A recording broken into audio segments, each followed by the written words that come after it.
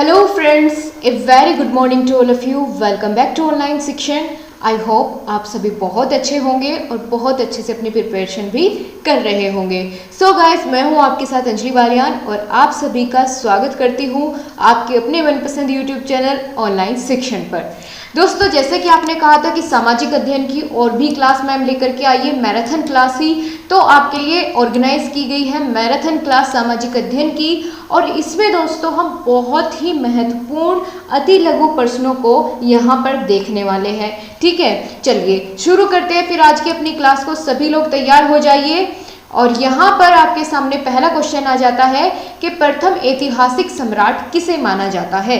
प्रथम ऐतिहासिक सम्राट किसे माना जाता है? तो दोस्तों, चंद्रगुप्त मौर्य को प्रथम ऐतिहासिक सम्राट माना जाता है।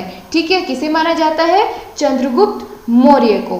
ठीक है, अशोक के अभिलेख किस लिपि में है? अशोक के अभिलेख किस लिपि में लिखे गए हैं? तो वह ब्राह्मी लिपि में लिखे गए हैं। ठीक है, ब्राह्मी लिपि में लिखे गए हैं अशोक के अभिलेख। आगे चले अगले क्वेश्चन की ओर यहाँ पर हम मूव करेंगे। क्वेश्चन है, अंतिम मौर्य सम्राट का नाम बताइए। नेक्स्ट क्वेश्चन क्या आता है? अंतिम मौर्य सम्राट का नाम बताइए कि जो मौर्य सम्राट था अंतिम, वो कौन हुआ।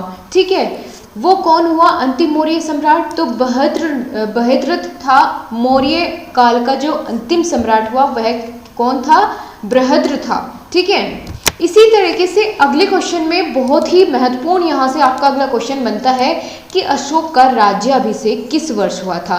दोस्तों, जब अशोक का राज्याभिषेक हुआ तो वह हुआ था 269 ईसा पूर्व। ठीक है, 269 ईसा पूर्व में हुआ था अशोक का राज्याभिषेक। नेक्स्ट क्वेश्चन आ जाता है, मौर्यों का पतन किस वर्ष में हुआ? यानी मौर्यों का जब पतन होने लगा था तो वह किस वर्ष में हुआ था? सो गाइस, मौर्यों का पतन हुआ था 184 ईसा पूर्व। ठीक है, 184 ईसा पूर्व हुआ था मौर्यों का पतन। अगला प्रश्न है, चंद्रगुप्त मौर्य ने किस वंश की स्थापना की थी? बहुत ही सिंपल और महत्वपूर्ण प्रश्न है। मौर्य वंश की स्थापना की थी चंद्रगुप्त मौर्य ने। ठीक है, कौन से वंश की? मौर्य वंश की स्थापना की थी। चलिए अब अगले प्रश्न पर हम जाएंगे और देखेंगे यहाँ क्या पूछा गया है। यहाँ दोस्तों बहुत ही महत्वपूर्ण प्रश्न आपके सामने आता हुआ कि चंद्रगुप्त मौर्य और सैल्यूकस, ठीक है, चंद्रगुप्त मौर्य और सैल्यूकस के बीच में युद्ध कब हुआ था? तो ये हुआ था 305 ईसा पूर्व में। 305 ईसा पूर्व में चंद्रगुप्त मौर्य और सैल्यूकस के बीच में युद्ध हुआ था। चंद्रगुप्त मौर्य के मंत्री या महामात्य का नाम बताइए। तो दोस्तों, मंत्री और महामात्य एक को ही कहा जाता है। उनका नाम था दोस्तों कौटिल्य, और कौटिल्य को ही हम चाणक्य के नाम से भी जानते हैं। ठीक है, तो कौन थे? अगर ऑप्शनल क्वेश्चन में आ जाता है मल्टीपल चॉइस में, तो आपको ध्यान रखना होगा कौटिल्य और चाणक्य में से जो हो वही आप लिख देना। यहाँ पर अगला प्रश्न आ जाता है, चंद्रगुप्त मौर्य ने मौर्य साम्राज्य की स्थापना किस सन में की थी? दोस्तों, 322 ईसा पूर्व चंद्रगुप्त मौर्य ने मौर्य साम्राज्य की स्थापना की थी। और हाँ गाइज, मैं आपको बताना चाहूँगी कि आप लोगों ने बहुत ज़्यादा कमेंट करके मुझे कहा कि हिस्ट्री की क्लास मुझे अलग से बनानी चाहिए, तो वो आपके लिए बिल्कुल रेडी है। कल आपको मिल जाएगी हिस्ट्री वाली क्लास। ठीक है, कल मैं आपको वही प्रोवाइड करूंगी। और आज कोशिश करूंगी शाम तक मैं आपको साइंस का सेकंड पार्ट मैराथन का प्रोवाइड आपको करा दूं। ओके, और हाँ दोस्तों, आप में से कई सारे बच्चे पूछ रहे थे कि ये बताइए एडमिट कार्ड कब तक मिलेगा। तो उसके लिए आप लोग परेशान बिल्कुल ना हो। एडमिट कार्ड आपको अपने कॉलेज से मिलेगा और 2 दिन पहले ही आपको एडमिट कार्ड मिलेगा, उससे पहले नहीं मिल सकता। ठीक है, तो अब कोई भी परेशानी आपको नहीं होनी चाहिए। अगला क्वेश्चन यहाँ पर आ जाता है, अशोक ने कलिंग विजय कब प्राप्त की? कलिंग पर विजय कब प्राप्त की? 261 ईसा पूर्व में अशोक ने कलिंग पर विजय प्राप्त की। अगला क्वेश्चन आ जाता है, अशोक ने किस धर्म को राज्याश्रय प्रदान किया था? दोस्तों, बौद्ध धर्म को, क्योंकि बौद्ध धर्म को अपना लिया था ना बाद में अशोक ने। ठीक है, अशोक ने बौद्ध धर्म को ही अपना लिया था, तो यही यहाँ पर बात करी है कि राजाश्रय प्रदान किया था किसे? बौद्ध धर्म को।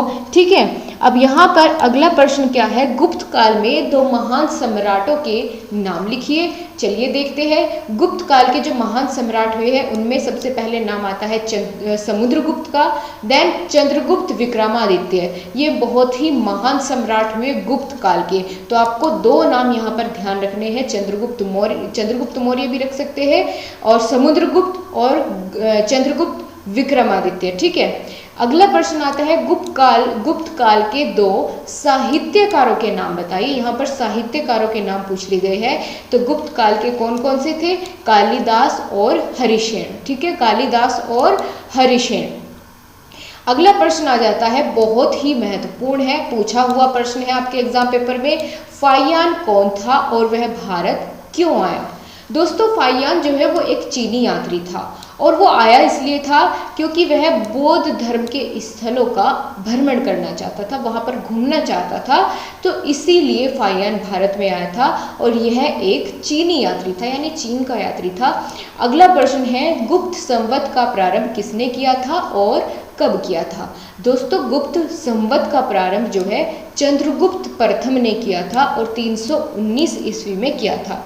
ठीक है, 319 ईस्वी में किया था चंद्रगुप्त प्रथम ने गुप्त संवत का प्रारंभ। अगला प्रश्न आ जाता है, कौटिल्य के दो ग्रंथों के नाम लिखिए।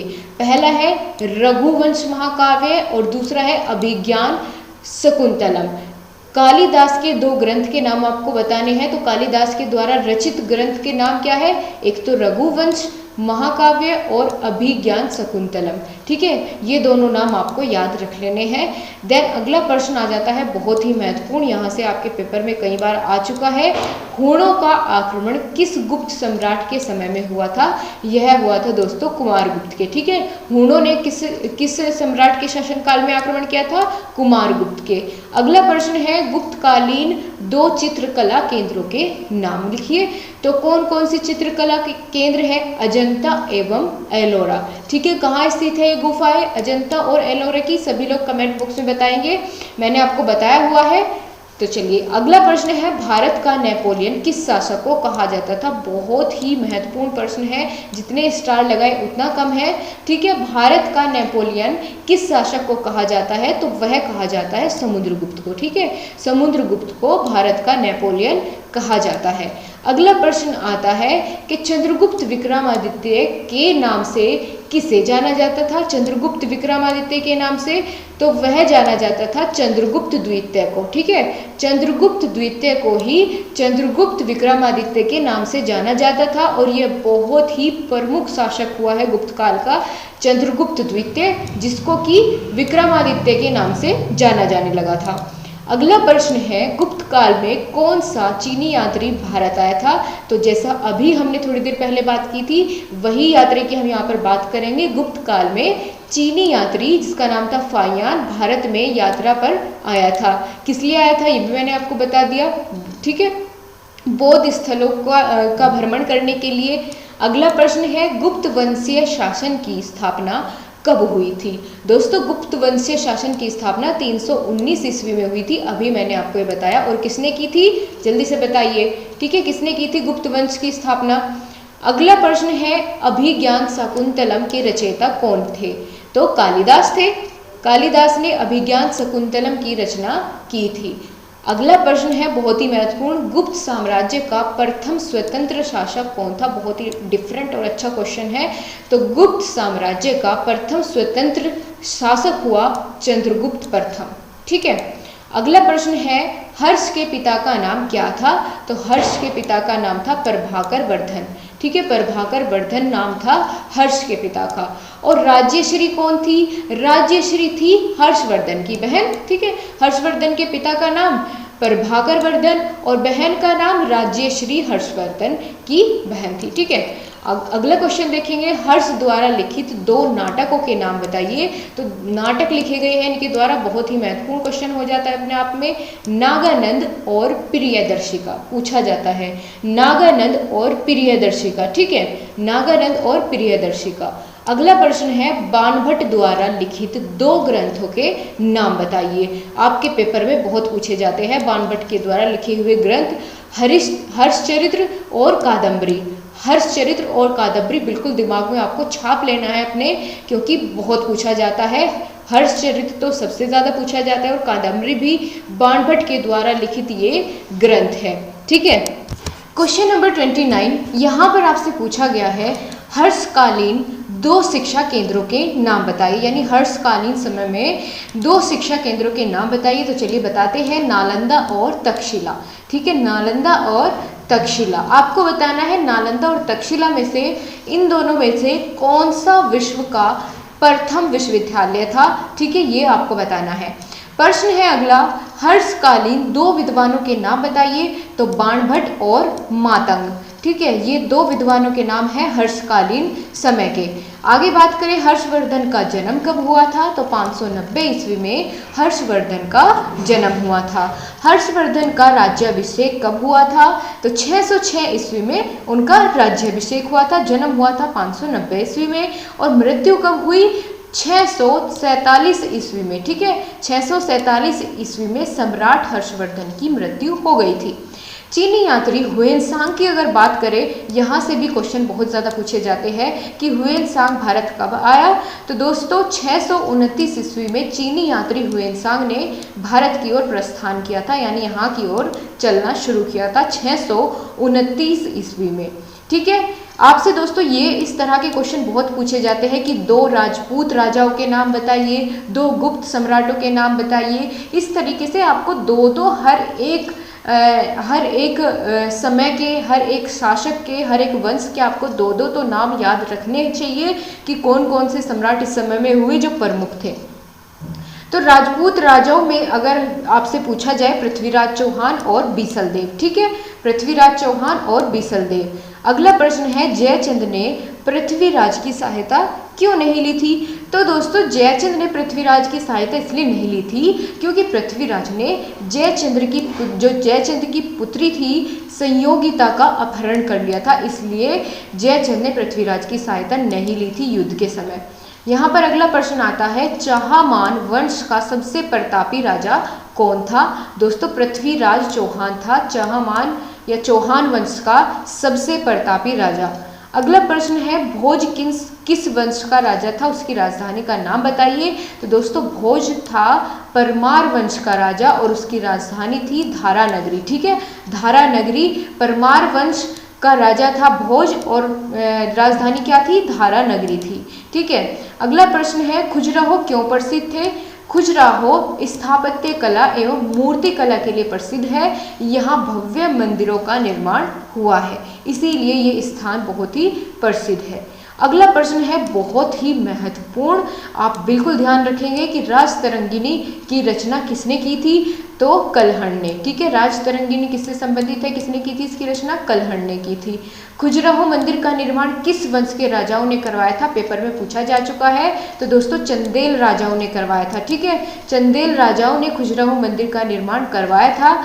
आगे पूछा गया है, पृथ्वीराज चौहान कौन थे?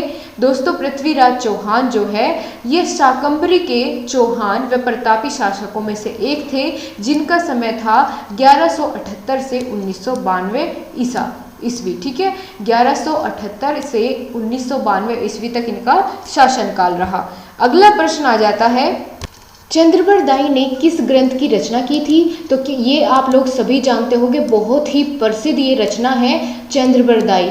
ठीक है, चंद्रबरदाई ने किस ग्रंथ की रचना की थी? तो इनके द्वारा की गई रचना बहुत ही प्रसिद्ध हुई, जिसका नाम है पृथ्वीराज रासो। ठीक है, पृथ्वीराज रासो की रचना किसने की थी? चंद्रबरदाई ने। बिल्कुल आपको याद रखना है, बहुत ही महत्वपूर्ण ये क्वेश्चन बन जाता है। अगला प्रश्न है, परमार वंश का सबसे पराक्रमी राजा कौन था या सबसे प्रतापी राजा कौन था परमार वंश का?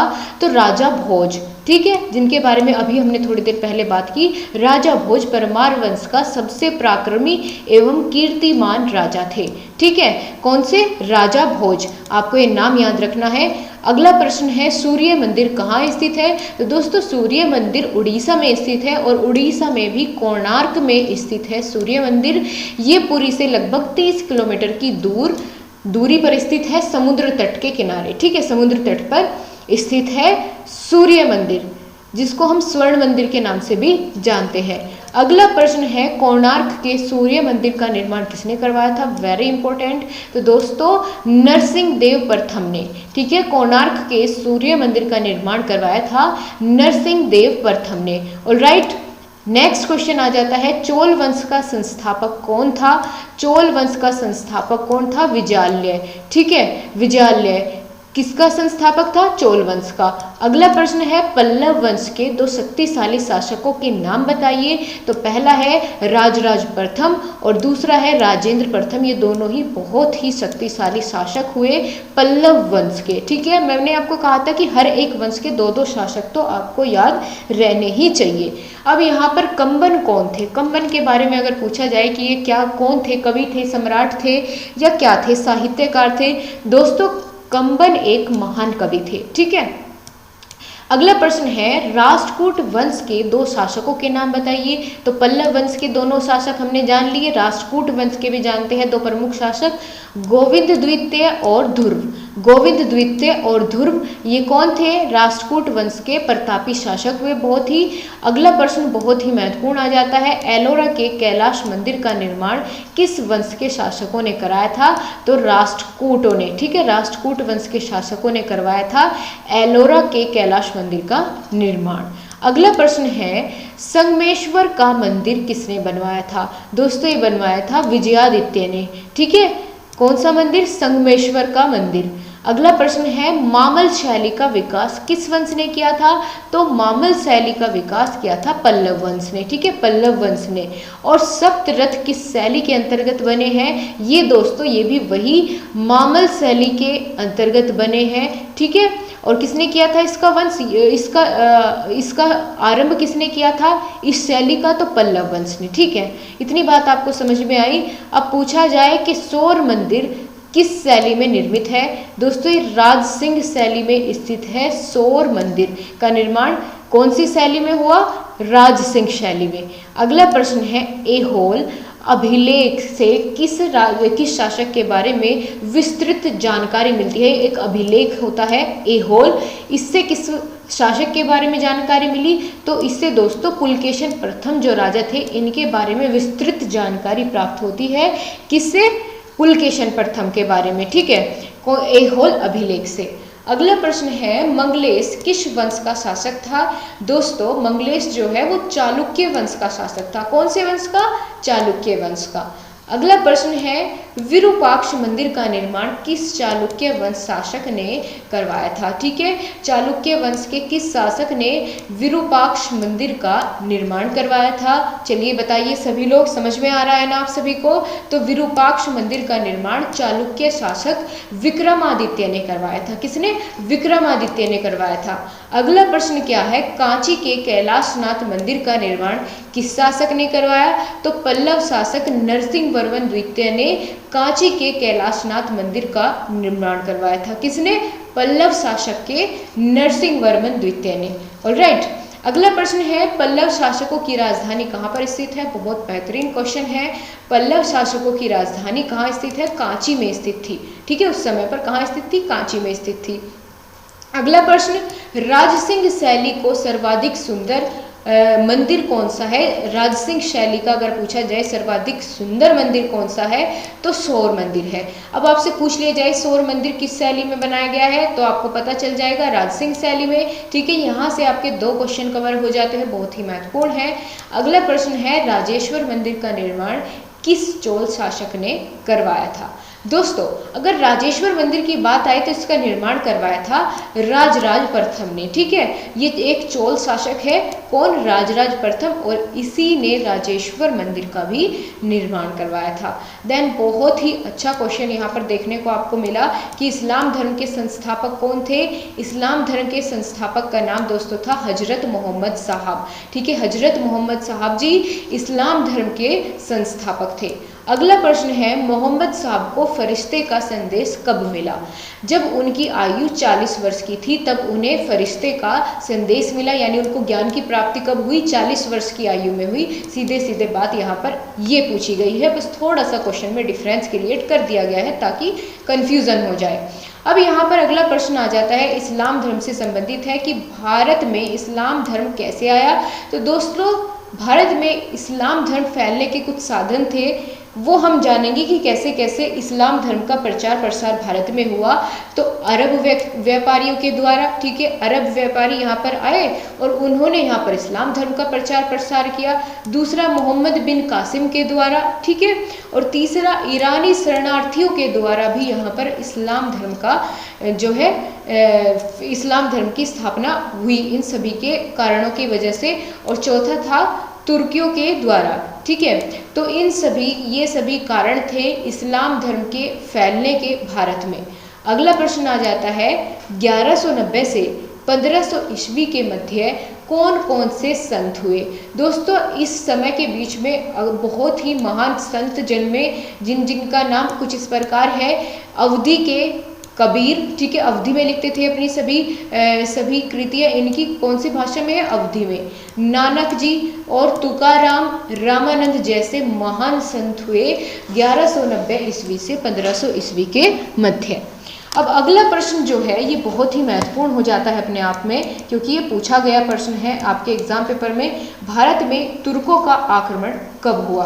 तो भारत में तुर्कों का आक्रमण लगभग 974 से 977 ईस्वी के मध्य हुआ था। दोस्तों आप जानते तो है ही कि कितने कितने समय तक आक्रमण होते थे, कितने लंबे समय तक युद्ध चलते थे पहले, ठीक है। बीच में आराम किया और फिर लड़ाई शुरू कर दी, फिर बीच में आराम किया, फिर लड़ाई शुरू कर दी। और इतनी दूर दूर से जब आक्रमण करने के लिए बड़े बड़े सम्राट आते थे तो उनके पास मोबाइल फ़ोन तो नहीं था कोई भी संदेश पहुंचाने के लिए, तो जब तक वो अपना संदेश पहुंचाते तब तक वो लड़ते ही रहते थे। फिर पता चला कि अच्छा इनके बीच में संधि हो गई, तब जाके कभी उनका युद्ध बीच में रुका।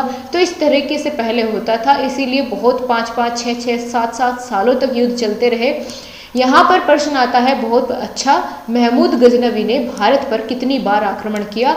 बहुत महत्वपूर्ण प्रश्न है, ठीक है दोस्तों। ये आपको बहुत अच्छे से याद रखना है कि महमूद गजनवी ने भारत पर 17 बार आक्रमण किया, ठीक है। और किस सन से किस सन के बीच में, तो 1000 से 1025 तक, इतने में ही इन्होंने 7 बार आक्रमण किया था भारत पर। किसने? महमूद गजनवी ने, ठीक है, महमूद गजनवी ने। अब अगला प्रश्न आ जाता है तराइन का युद्ध कब हुआ था। दोस्तों सन 1191 ईस्वी में पृथ्वीराज और मोहम्मद गोरी में प्रथम युद्ध हुआ था। किसका? तराइन का, ठीक है, तराइन स्थान पर हुआ था, जिसमें क्या हुआ था, मोहम्मद गोरी हार गया था और पृथ्वीराज जीत गया था। कब हुआ था? 1191 ईस्वी में मोहम्मद गोरी और पृथ्वीराज के बीच में तराइन का प्रथम युद्ध कब हुआ था? 1191 में। ये आपको यहाँ पर बहुत अच्छे से याद रखना है, पूछा जाता है प्रश्न में, तराइन का प्रथम युद्ध कब हुआ था।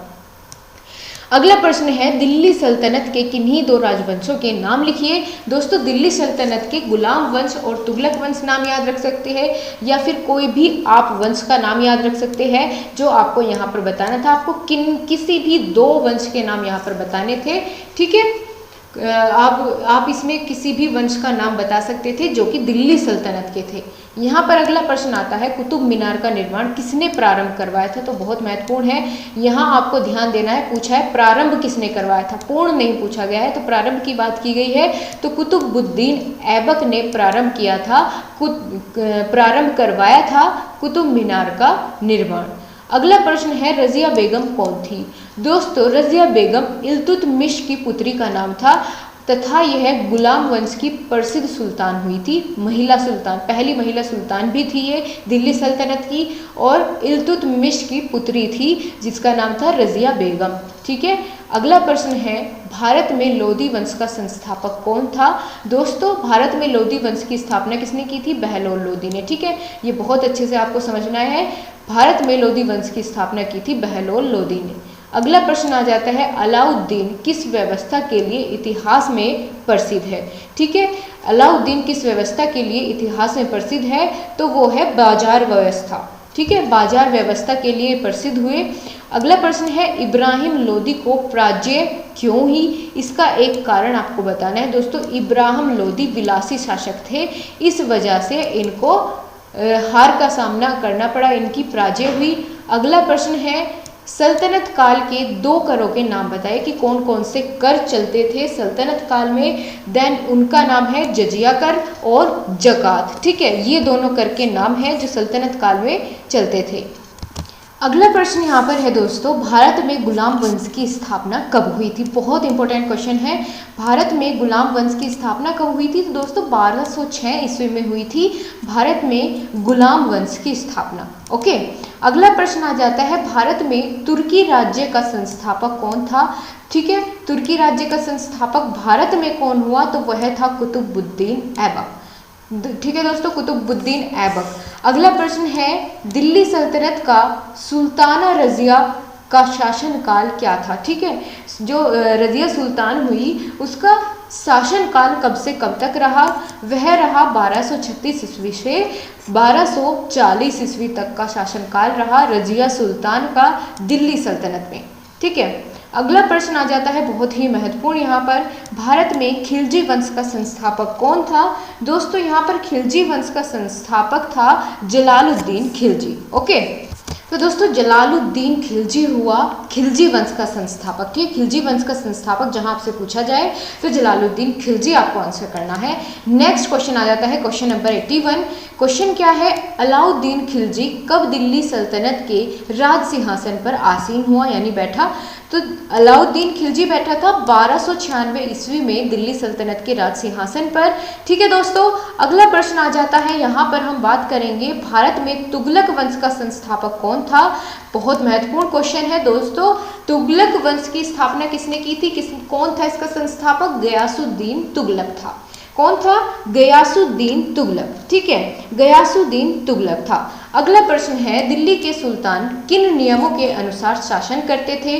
दोस्तों कुरान के अनुसार, कुरान के अनुसार शासन करते थे दिल्ली के सुल्तान। अब आगे बात करें तो दिल्ली के सुल्तान का सर्वोच्च पदाधिकारी कौन होता था? ये महत्वपूर्ण है अपने आप में बहुत ज़्यादा, तो उससे हम कहते थे सुल्तान। जो दिल्ली सुल्तान का या दिल्ली सल्तनत का सर्वोच्च पदाधिकारी होता था उसको सुल्तान कहते थे। अगला प्रश्न है, दिल्ली सल्तनत में प्रधानमंत्री को किस नाम से जाना जाता था? तो वजीर के नाम से जाना जाता था। जैसे कि जब मैंने आपकी MCQ वाली क्लास ली तब आपको बताया था। भक्तिकालीन 2 समाज सुधारकों के नाम लिखिए, तो रामानंद और गुरु नानक, ये दोनों भक्तिकालीन समाज सुधारकों के नाम हमने आपको बताए। अगला प्रश्न है, भक्तिकालीन संतों की 2 शिक्षाएं लिखिए, कौन कौन सी शिक्षा उनके द्वारा दी जाती थी? तो वह है सदाचार एवं पवित्रता पर बल, एक ईश्वर की कल्पना। ठीक है, सदाचार एवं पवित्रता पर बल, एक ईश्वर की कल्पना। अगला प्रश्न है, कबीरदास की 2 शिक्षाएं बताइए, कौन कौन सी है? एक है ईश्वर की एकता पर बल और दूसरी है जाति भेद तथा मूर्ति पूजा का खंडन। ये मूर्ति पूजा लिखा है, इसको आप सही कर लेना। एक तो था ईश्वर की एकता पर बल और दूसरा जाति भेद तथा मूर्ति पूजा पर का खंडन। ठीक है, ये कबीरदास की 2 शिक्षाएं थी। अगला प्रश्न है, भक्ति आंदोलन की विशेषताएं लिखिए। दोस्तों भक्ति आंदोलन की विशेषताएं थी सामाजिक कुरीतियों पर प्रहार करना और मानवतावादी दृष्टिकोण देना सभी को। ये दोनों क्या थी? भक्ति आंदोलन की विशेषताएं हमने जानी। एक तो सामाजिक कुरीतियों पर प्रहार करना, उनको दूर करना और मानवतावादी दृष्टिकोण को जगाना सब में। अगला प्रश्न आ जाता है, किन्हीं 2 सूफी संप्रदायों के नाम लिखिए। तो 2 सूफी संप्रदायों के यहाँ पर नाम बताने हैं। पहला है सुहराव और दूसरा है चिश्ती संप्रदाय। ठीक है, सुहराव संप्रदाय और चिश्ती संप्रदाय, ये दोनों हमने सूफी संप्रदाय के नाम आपको बताए। बहुत ध्यान से आपको हर एक चीज़ को समझते रहना है, अपने माइंड में बिठा के रहना है। आप नहीं जानते कि यहाँ से आपको कौन कौन से क्वेश्चन पेपर में मिल जाए, तो बहुत ध्यान से हर एक चीज़ को समझिए, आप ही के लिए सब कुछ है। भक्ति आंदोलन के 2 प्रमुख संतों के नाम लिखिए। दोस्तों भक्ति आंदोलन के 2 प्रमुख संत की अगर बात करें तो भक्ति आंदोलन के प्रमुख संत थे संत कबीरदास व महाप्रभु चैतन्य। ठीक है, संत कबीरदास व महाप्रभु चैतन्य। अगला प्रश्न आ जाता है, सिख धर्म के प्रवर्तक कौन थे? दोस्तों सिख धर्म के प्रवर्तक का नाम था गुरु नानक। ठीक है, सिख धर्म के प्रवर्तक किनको माना जाता है? गुरु नानक देव को माना जाता है। अगला प्रश्न है, कबीरदास के गुरु का नाम बताइए। दोस्तों कबीरदास के गुरु का नाम था रामानंद। ये आपको याद रखना है, बहुत महत्वपूर्ण क्वेश्चन है। कबीरदास के गुरु का नाम क्या था? रामानंद था। अगला प्रश्न है कबीरदास का जन्म कब हुआ था? तो दोस्तों कबीरदास का जन्म हुआ था 15वीं शताब्दी के प्रारंभ से इनका जन्म माना जाता है। 15वीं शताब्दी के प्रारंभ में कबीरदास जी का जन्म हुआ था। और तुलसीदास ने किस महान ग्रंथ की रचना की थी जिसकी वजह से इन्हें बहुत ज़्यादा ख्याति प्राप्त हुई? तो वह है रामचरितमानस नामक ग्रंथ की रचना इन्होंने की थी। किसने? तुलसीदास ने। ओके गाइस, अगला प्रश्न आ जाता है सूरदास का जन्म कहाँ हुआ था? दोस्तों सूरदास का जन्म हुआ था उत्तर प्रदेश के आगरा जिले में। ठीक है, आगरा जिले में सूरदास का जन्म हुआ था। रुनकता ग्राम इनके गांव का नाम है। आगरा के रुनकता ग्राम में इनका जन्म हुआ था। किसका? सूरदास जी का। ऑलराइट गाइस, अगला प्रश्न है कबीर की शिक्षाएं किस ग्रंथ में संग्रहित है? कबीर की शिक्षाएं किस ग्रंथ में संग्रहित है? तो वह है कबीर की शिक्षाएं बीजक नामक ग्रंथ में संग्रहित है। बहुत महत्वपूर्ण है ये बीजक नाम, आपको याद रखना है। किस ग्रंथ में संग्रहित है? कबीर की शिक्षाएं अगर पूछ ली जाए तो बीजक में। ठीक है, ये आपको याद रखना है। अगला प्रश्न है कबीर के अनुयायियों को किस नाम से पुकारा जाता था? दोस्तों कबीर के अनुयायियों को कबीर पंथी के नाम से पुकारा जाता था। ठीक है, उनको क्या कहा जाता था? कबीर पंथी। अगला प्रश्न आ जाता है क्वेश्चन नंबर 99, उल्का पिंड किसे कहते हैं? दोस्तों जो पृथ्वी के चारों ओर चक्कर लगाने वाले छोटे छोटे पत्थर के जैसे टुकड़े होते हैं उन्हीं को उल्का पिंड कहते हैं। ठीक है, पत्थर के छोटे छोटे टुकड़े होते हैं जो पृथ्वी के चारों ओर चक्कर लगाते रहते हैं, उनको क्या कहते हैं? उनको कहा जाता है उल्का पिंड। ओके, उल्का पिंड। अगला प्रश्न है दोस्तों सिलेट तथा मिश्रित मंडल किन तत्वों से या कैसी संरचना से बना होता है? तो इनकी संरचना की अगर बात करें तो पेरिडोराइट और दियोराइड। ठीक है, दियोराइड और लोहा, इससे इनकी संरचना जो है बनी होती है। पेरिडोराइड और दियोराइड लोहा, इससे इनकी संरचना जो है बनी होती है। इसके बारे में आपको बहुत अच्छे से अगली क्लास में समझाने वाली हूँ। सो गाइस, आज की क्लास में हमने अपने 100 क्वेश्चंस को कंप्लीट कर लिया है। आपको आज की क्लास कैसी लगी कमेंट बॉक्स में ज़रूर बताएं और अपने सभी फ्रेंड्स के साथ शेयर करना बिल्कुल ना भूलें। क्लास पसंद आई है तो लाइक किए बिना बिल्कुल मत जाइए। और दोस्तों फिर से आपसे मुलाकात होगी अगली क्लास में, तब तक के लिए बाय बाय, टेक केयर, अपना ध्यान रखिए और खुश रहिए।